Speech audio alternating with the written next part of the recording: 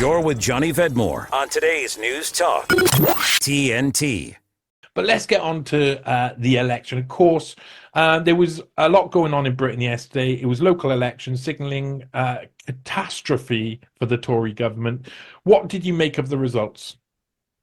They're justified. They're completely justified. I know that local elections don't play a massive part in parliamentary toing and froing, but they are an indication of how people feel. And given the fact that we will have to have a general election relatively soon after this one, it's a good predictor of what may come for the Conservative Party, and not before time. Yeah, most definitely. I know, Carol, to what you were saying there, Carol Vorderman, the famous Carol Vorderman, the numbers lady, a few letters here and there too, was attempting to translate the local election results into potential general election results, saying that the results were a sign, and this is her quote, a sign we can reduce the Tories to far less than 100 MPs at the general election. Now, as you mentioned, local elections and general elections are very different beasts. Do you think she's right, or do you think that the general election will be a closer result? It's got more potential to be closer because people will have time to sit down and reflect on the locals, and maybe something will change. There's always this speculation about people coming back. I mean, there's a call for Boris Johnson to come back into the fold. Nigel Farage might put his head above the parapet and say that he's going to stand as an MP, which is enticing to people because of the entertainment element, I want to say, of politics. There is an entertainment side of it. And those two characters are very entertaining, love them or loathe them. So you've got that. I hope that the Conservatives get wiped out, but I'm in a tricky spot because I don't want Labour to win. But who else is going to take over? The smaller parties don't have a chance, unfortunately. That's why we do need proportional representation to give unheard voices a chance to be heard in Parliament. But at the moment, it's I won't vote Conservative mainly because of the reasons why I left them, which was to do with COVID. And I can't vote Labour because I know they would have been much worse, and I don't believe in all the woke crap that they come out with. So I can't do it. It's impossible for me to vote this year.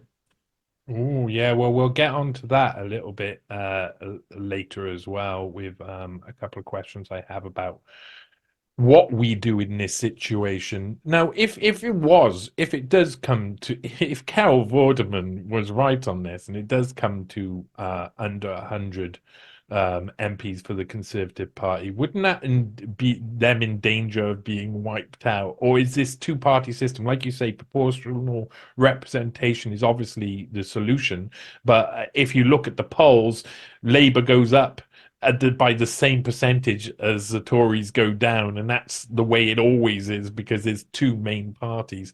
How do we get to the point where we can have proportional representation, and what do you think a government under proportional representation it would look like?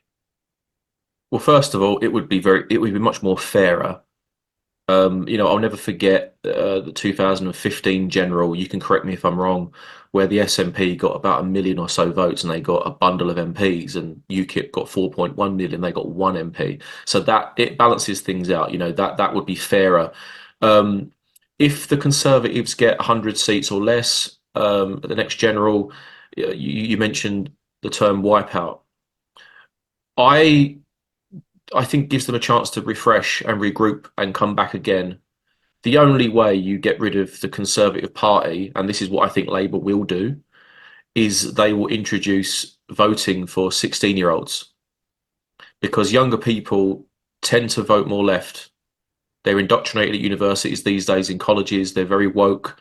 So you give young people the vote, they're going to vote with their feelings as opposed to using their noddle and actually thinking about what they're voting for. So if Labour do that, which I predict they will, lower the voting age, then the Tories may never get back in.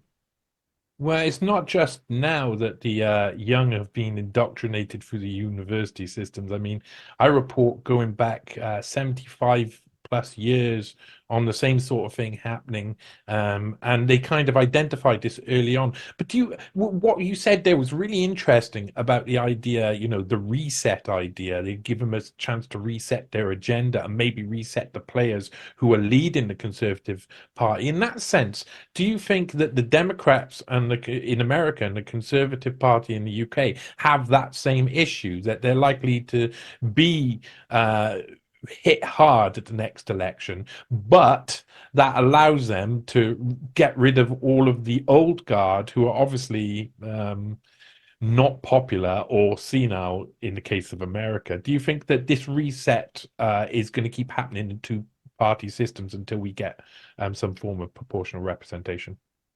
It depends on the damage being done. I think that when the Democrats, I predict that Donald Trump will win the next presidential in America. I just think it will give them, because the system's against him, because the political system and the media in America is very much against Donald Trump, that it just gives them more ammunition to complain for 4 more years, because they'll be thinking, right, if we just hammer the whole conspiracy theories at him, the lawsuits at him, the allegations of misdemeanor here, there, and everywhere, we've only got to wait 4 years. We can get the next guy in, the next lefty. Over here, slightly more different, because I think people are not quite ready for what's about to come with Labour.